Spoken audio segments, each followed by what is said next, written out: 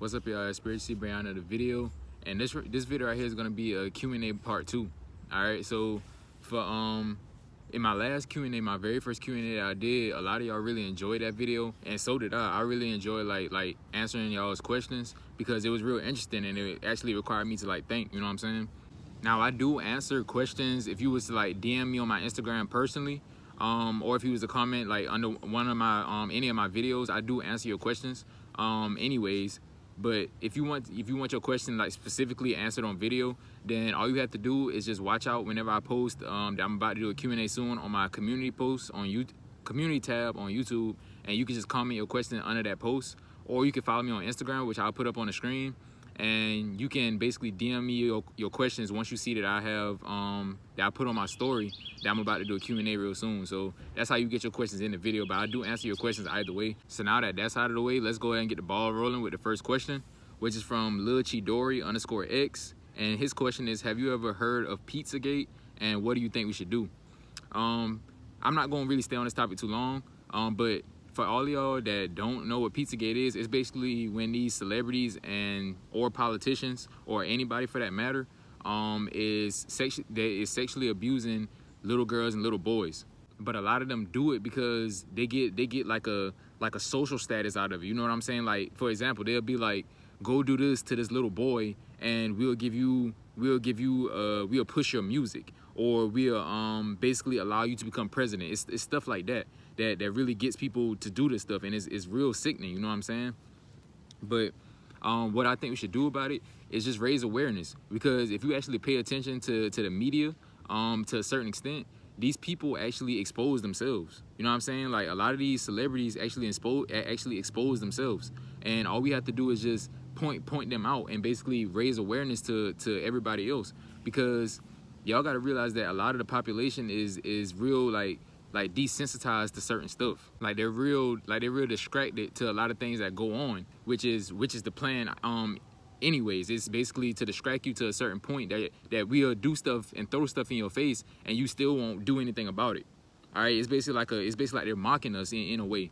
So all we have to do is just raise awareness and get people to basically wake up and see what's really going on. Next question is from Buffboyela, and his question is, what keeps you from eating any meat or fast food? Because for me, it's like I'd be motivated to start fasting and stuff, and then I fail. What keeps you away from all that, the meats and stuff? All right. First things first, Eli. I'm gonna keep it real with you. I'm not vegan.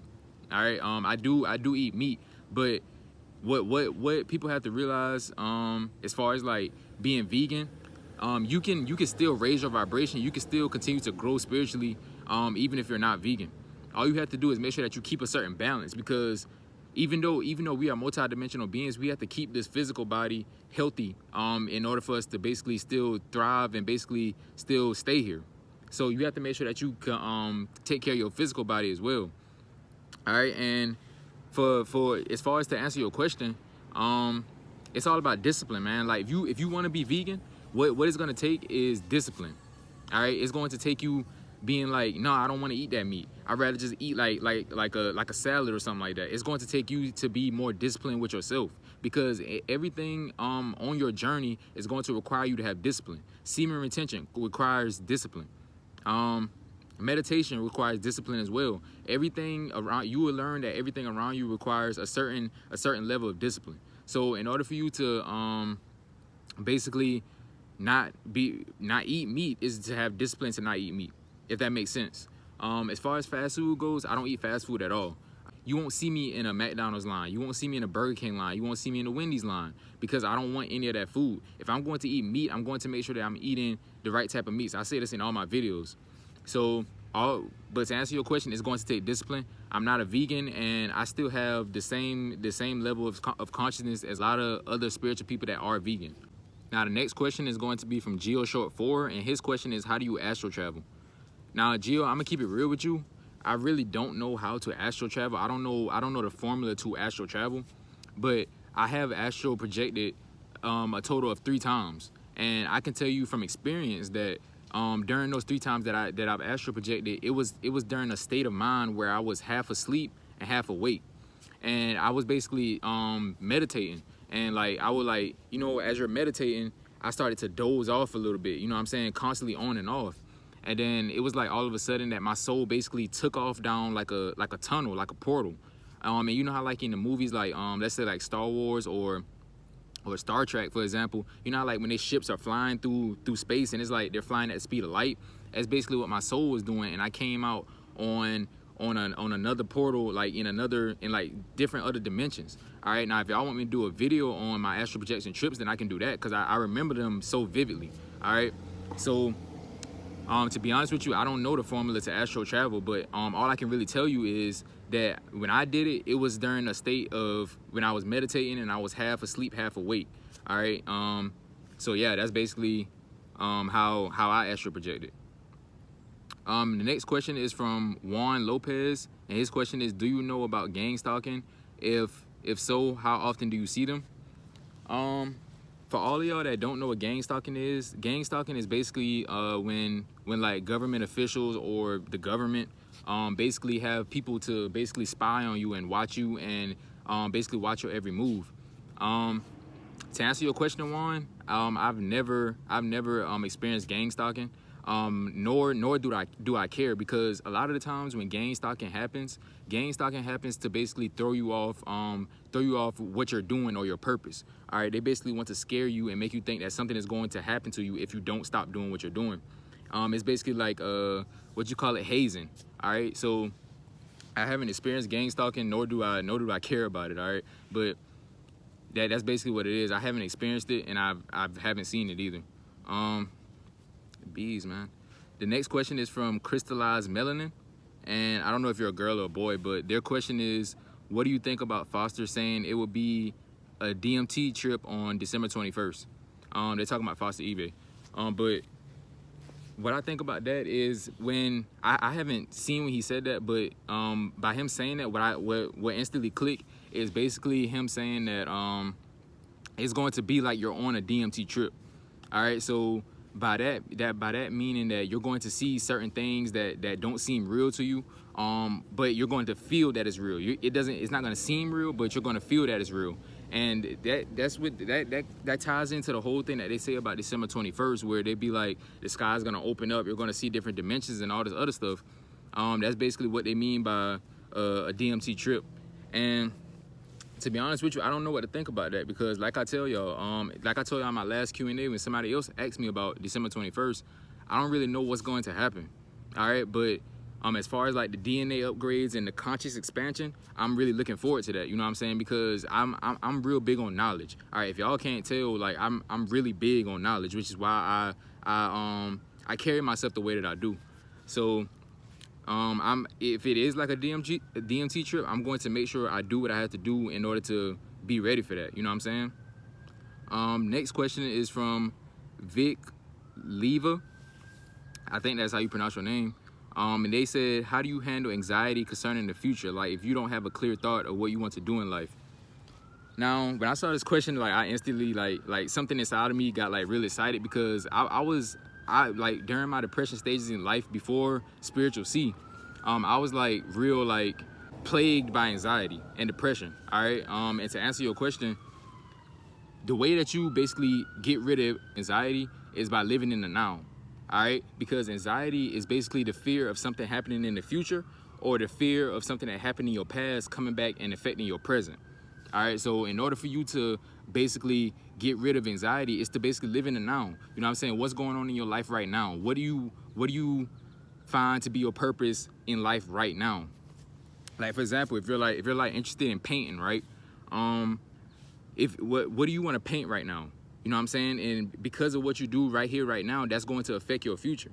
So like me right now, I'm doing these videos and I'm basically inspiring and making and like, you know, helping people to expand their consciousness and realize who they truly are.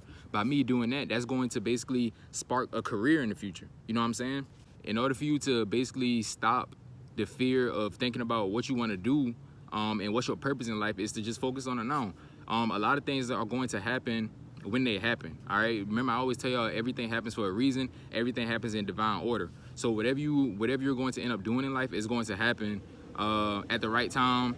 And You would just know. All right. So to basically kill your anxiety, just focus on the now, bro. Like you don't have to force it. You don't have to basically be like, oh, I gotta do this right here, right now. I have to be here in the future, because the more you do that, the more anxiety you build up. Bro, I had to lose the shirt, bro, because the sun is finally out. You already know I like eating the sun. But the next question is from Toxic Clovel's Official. And their question is how to tell real crystals and where to find some and how to clean them. I'm gonna be real with you, Toxic. I'm not big on crystals. All right. Like how people be buying like crystals to protect them from negativity. You can protect yourself from negativity. In my opinion, as long as you are aware of your energy. All right.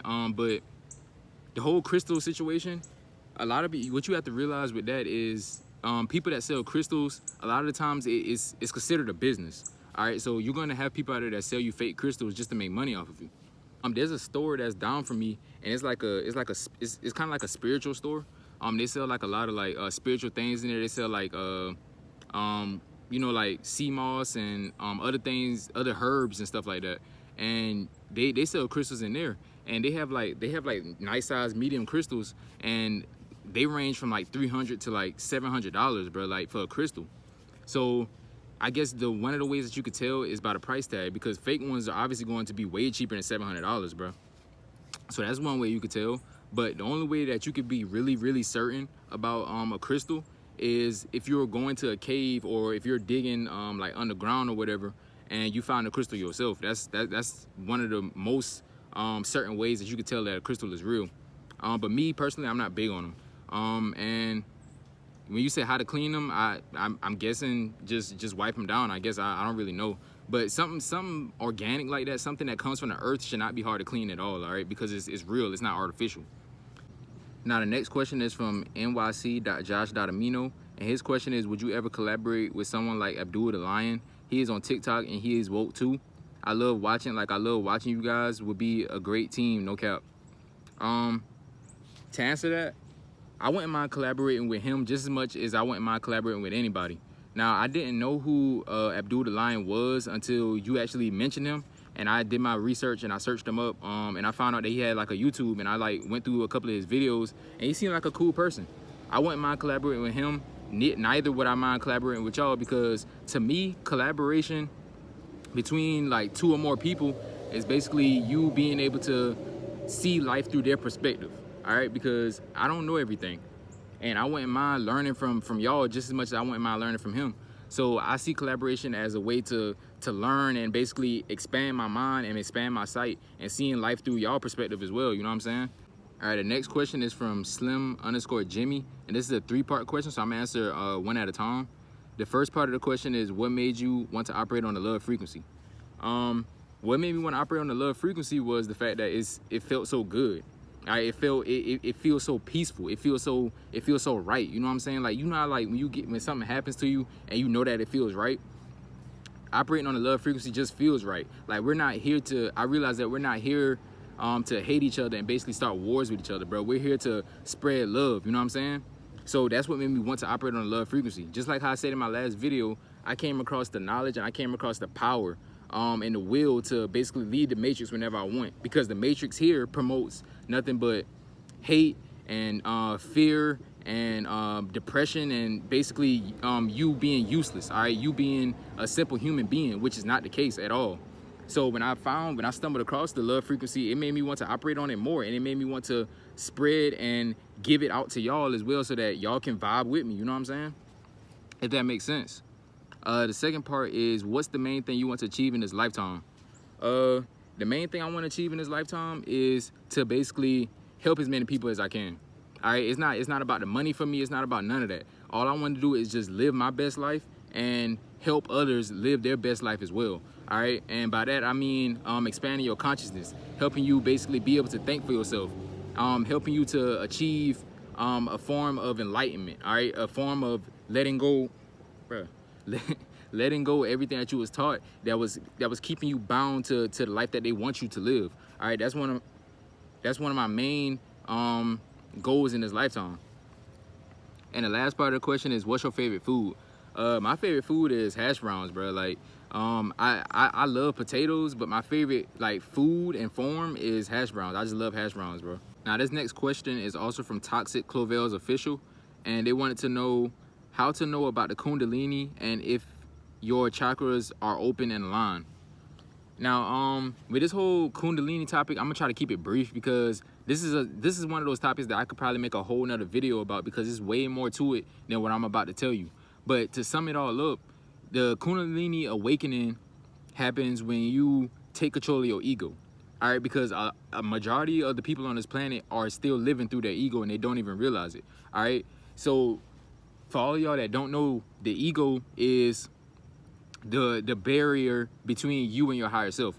All your ego knows is separation, right? All it knows is division, and you can't activate your Kundalini if you're still living through your ego. If your ego still runs your life, you can't activate your Kundalini. You have to look at it like this, all right? Say for example, your body is the vessel, your body is the car, right? Your ego is driving your car, all right? Remember, all your ego knows is hate. All your ego knows is I'm right and everybody else is wrong. Nobody else matters. It's just me, all right?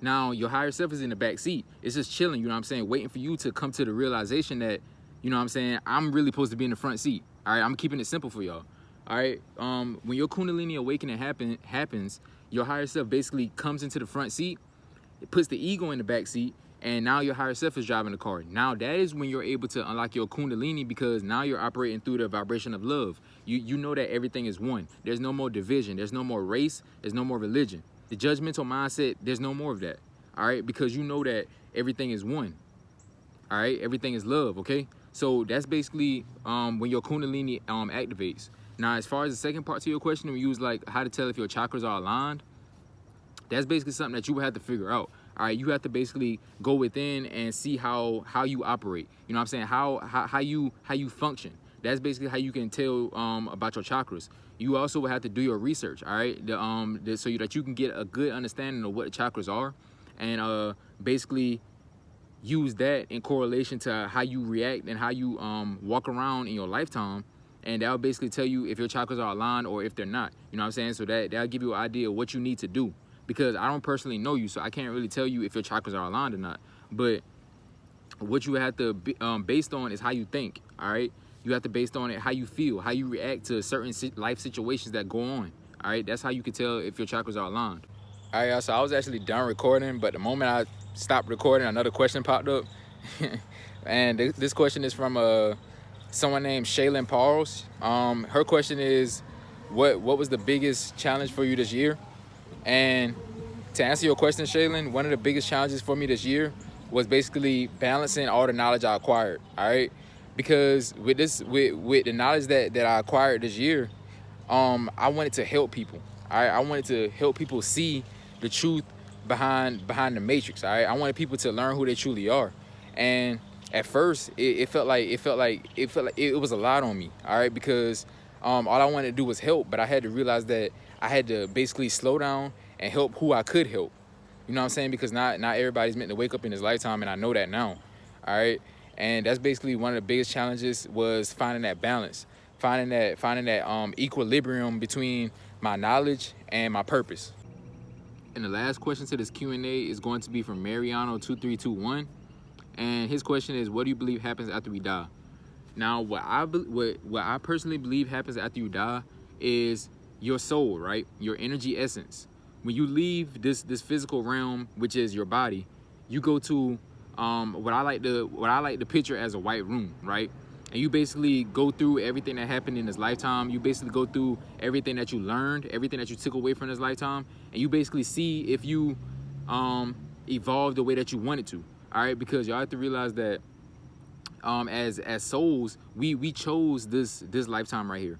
My soul, my essence of energy, chose to live the life that I'm living right now for a purpose. All right, everybody comes here with a purpose. Okay, so you come here and you basically evolve and learn certain things, and you basically go through and see what you learned. And by doing so, you can either choose to come back here and basically live out a whole nother life, or you can go live on a whole different reality, a whole nother dimension, because there is more than this dimension here. We are not the only living beings in this galaxy. We are not the only living beings in other galaxies, because there are other galaxies, there are other realms, dimensions. All right, so you basically go through and you you choose your next lifetime. You choose what you want to learn next. And that brings this Q&A session to an end. Thank you all for commenting your questions. And hopefully all y'all that didn't comment a question, if you had the same question as someone else, hopefully I was able to answer that question for you. And I appreciate all the support. All right, nothing goes unnoticed. Hopefully y'all enjoyed and learned something from this video, and I'll see y'all in the next one.